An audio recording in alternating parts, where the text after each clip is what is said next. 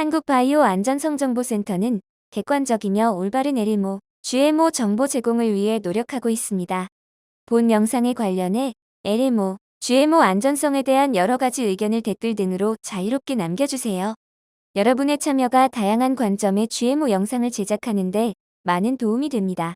또한 영상에 직접 출연을 원하실 경우에도 연락 주시면 감사하겠습니다. GMO 팩트 체크 그 첫 번째, GMO는 병을 일으키지 않는다.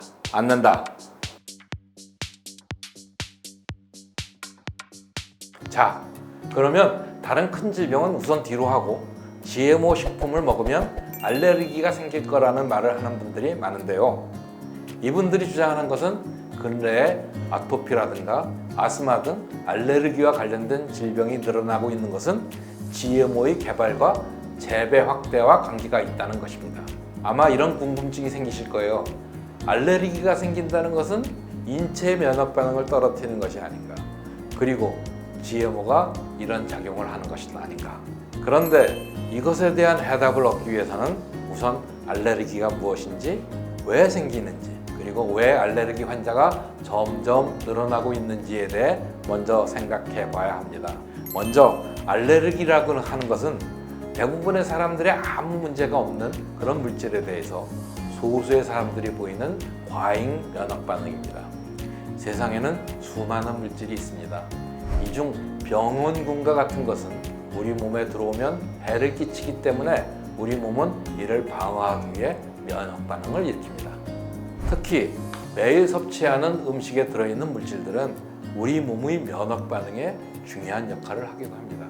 GMO가 아닌 천연식품에는 어떠한 독이나 부작용이 없다고 주장하는 사람도 있지만 땅콩, 복숭아 등 여러 종류의 식품이 알레르기의 원인으로 작용하기도 합니다. 외부의 병원균에 대한 면역 반응이 어떻게 일어나는지를 살펴보면 병원균 표면에 있는 단백질 등의 특정 구조를 우리 몸의 면역 체계가 인식해서 여기에 결합하는 항체를 만들게 됩니다.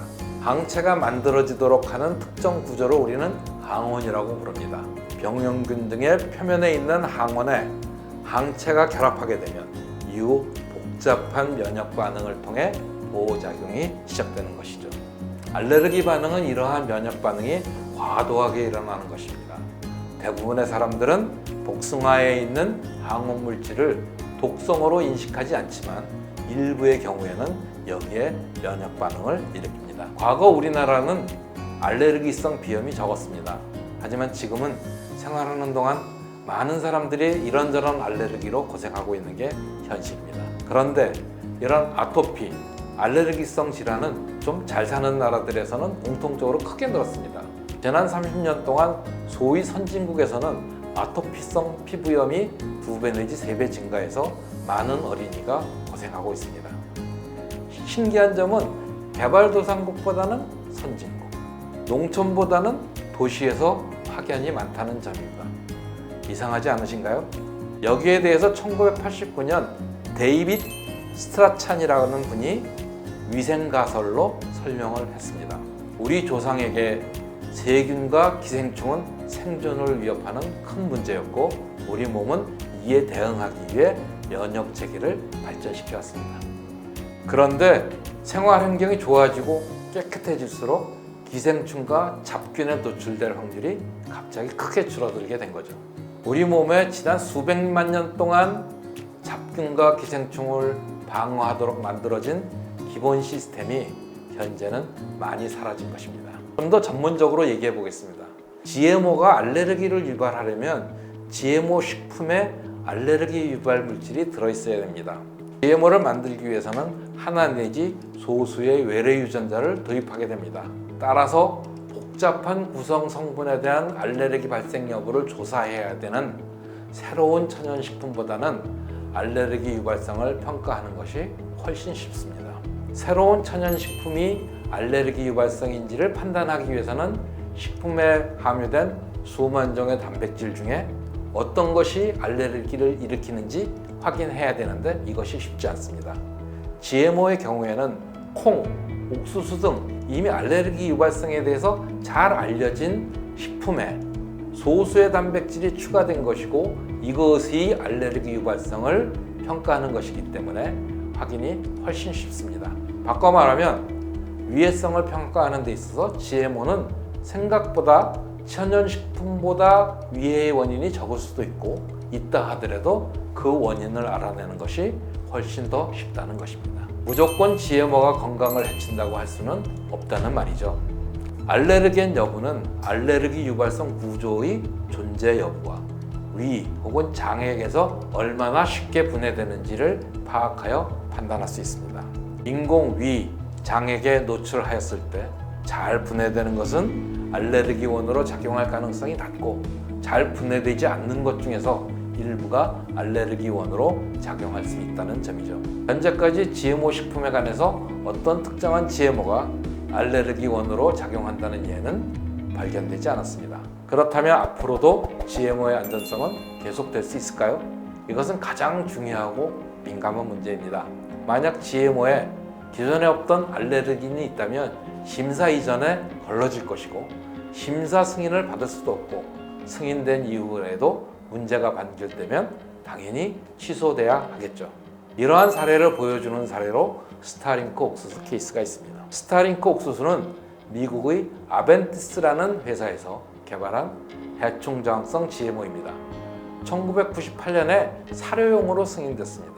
이 GMO 개발을 위해 도입한 해충 저항성 단백질은 알레르기 유발성이 있다고 알려진 단백질과는 구조적으로 유사하지 않았지만 인공위 장액에서 분해되는 속도가 늦다는 이유로 제품의 알레르기 유발성에 대한 추가적인 증거가 나오기 전까지는 사료용으로만 사용하는 조건부 승인을 받았습니다. 하지만 미국의 옥수수 생산과 유통 과정의 특성상 스타링크 옥수수가 식품 채널을 오염시키는 불가피한 사고가 발생했습니다. 이로 인해 개발사인 아벤티스는 자발적 리콜을 했고 이로 인해 막대한 경제적 손실을 감당하지 못해 회사가 매각되는 등 시장에서 퇴출되고 말았습니다. 나중에 이 해충 저항성 단백질이 알레르기를 유발하지 않는다는 것이 밝혀졌지만 이미 상황은 끝났고 개발사는 사라진 것이 스타링크 사건의 전말입니다. 이후 미국에서는 GMO를 식품과 사료용으로 구별해서 승인하지 않도록 제도를 바꿈으로써 유사한 사례가 발생하지 않도록 했습니다. 명확한 이유 없이 단지 GMO가 각종 알레르기뿐만 아니라 나아가 질병을 일으킬 것이라고 막연히 두려워하실 필요는 없습니다. GMO 식품은 오늘 설명해드린 것처럼 명확한 과학적 기준을 가지고 분석되고 있으며 수많은 연구를 통해 안정성을 검증받아오고 있습니다. 오늘 GMO에 대한 팩트체크 첫 번째 시간을 가져보았습니다. 어떠셨나요? GMO가 무조건 건강에 나쁘다, 천연식품은 무조건 건강에 좋다는 고정관념보다는 변화하는 시대에 맞춰서 과학은 발전해오고 있고 GMO도 그 변화에 맞춰 인류의 건강을 지키기 위해 성장해왔다는 점도 기억해 주시면 좋겠습니다. 여러분, 오늘 귀중한 시간 함께 해주셔서 감사합니다.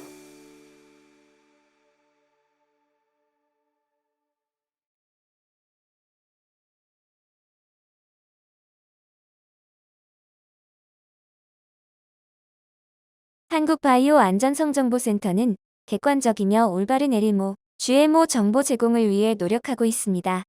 본 영상에 관련해 LMO, GMO 안전성에 대한 여러 가지 의견을 댓글 등으로 자유롭게 남겨주세요. 여러분의 참여가 다양한 관점의 GMO 영상을 제작하는 데 많은 도움이 됩니다. 또한 영상에 직접 출연을 원하실 경우에도 연락 주시면 감사하겠습니다.